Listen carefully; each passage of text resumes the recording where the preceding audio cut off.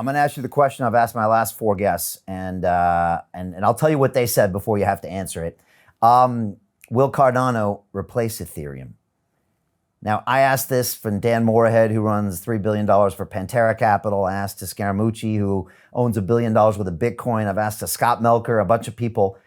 And strangely, and we've got Charles on the show coming up here in another week or so, a lot of them said that Ethereum was the Microsoft Office of blockchain, as in it might not always be the best software, but since it has the most adoption and it's woven in to the DNA of the world, that it's going to be here even if something better replaces it. What do you say, Sandeep? I personally don't feel that ADA or Cardano or any other platform for that matter will be able to replace Ethereum. Probably because of the same things that you are saying. It's so tightly woven in that even if you speak to developers today, and we speak to a lot of developers, almost 100% of the blockchain developers, their first blockchain is Ethereum blockchain, right? So, and then second thing is 95% of all the developers, when you speak to a blockchain developer and he says that I'm a blockchain developer, actually he means that he's an Ethereum developer, right? So it's so tightly woven in. And then it's like, Mike, I don't know about the Microsoft example, but people give an example of it being the JavaScript, right? So EVM being the JavaScript of the system. So JavaScript is also a programming language which is not very optimal, was designed in a haphazard way, but then somehow it kind of clicked, and then it still remains the most popular language in the in the web programming space.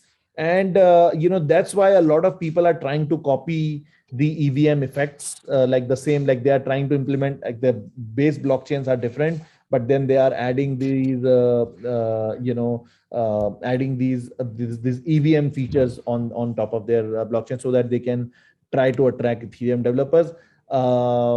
Which in the short run, definitely they will be able to get some initial developers, but then eventually in the long run, the kind of the decentralization and security that Ethereum provides, and proven kind of existence through these hacks and attacks and whatnot, that's what in the last 6-7 years has got Ethereum slowly that confidence where institution can put $1 billion on Ethereum blockchain, right? Like for any other blockchain, I don't see them reaching anytime soon at a place where institutions are putting billions and billions of dollars of their hard-earned capital and all that.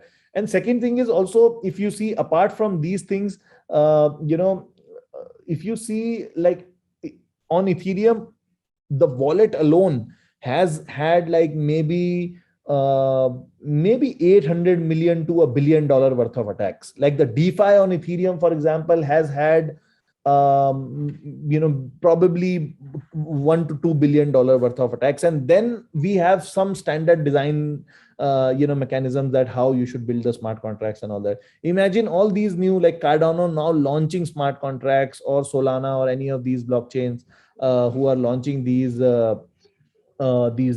things, these smart contract platforms right now, because the funds and capitals in these platforms are so low that hackers are not even looking into it.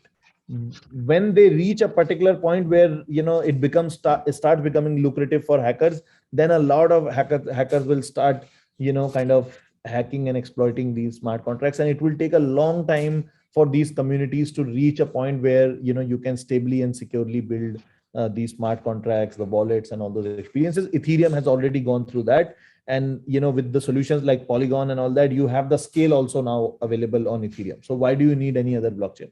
So only it's in the short run, because right now we are in the bull market, and some of these applications can have those projects throw money around on the projects, and those projects launch, and their token goes like pump and all those kind of things, and then everybody is happy, and that's why they are able to attract the developers. Once this kind of extreme hype dies down, and when it will come down to fundamentals, Ethereum is like way far ahead of anything else, and it has had those perfect storms multiple times with the ICO boom, then DeFi boom, and then NFT boom, and then DAO boom right now.